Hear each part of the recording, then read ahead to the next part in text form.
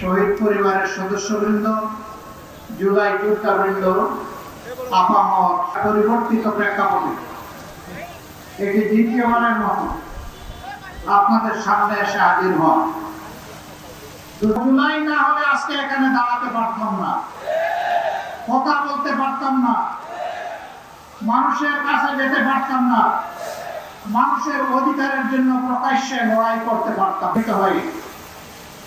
পঙ্গু হয়ে পড়েছেন, গুরুতর আহত হয়েছেন, মেরুদণ্ড আঘাত পেয়ে প্যারালাইজড হয়ে হাসপাতাল কিংবা নিজের ঘরে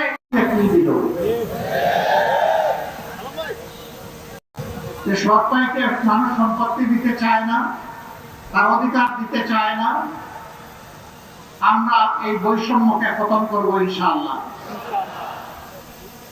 আপনাদের ভালোবাসায় সমর্থনে বাংলাদেশ জামাত ইসলামী যদি দেশ সেবার সুযোগ পায়, সরকার গঠনের সুযোগ পায়, আমরা আপনাদেরকে অত্যন্ত আস্থার সাথে আশ্বস্ত করছি, দিনাজপুর শহর ইনশাআল্লাহ সিটি কর্পোরেশনে রূপান্তরিত করা হবে।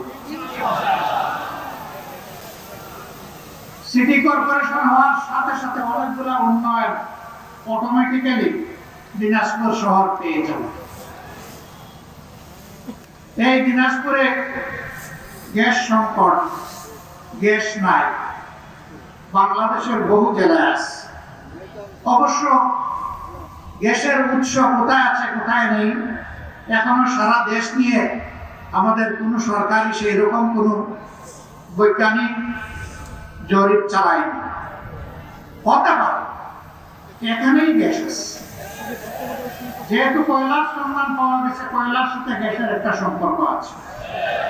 মিনারেল সায়েন্সের ছাত্র যারা, তারা এটা ভালো করে বুঝেন, হয়তো একদিন সেই সম্পদ বের হয়ে আসবে ইনশাআল্লাহ।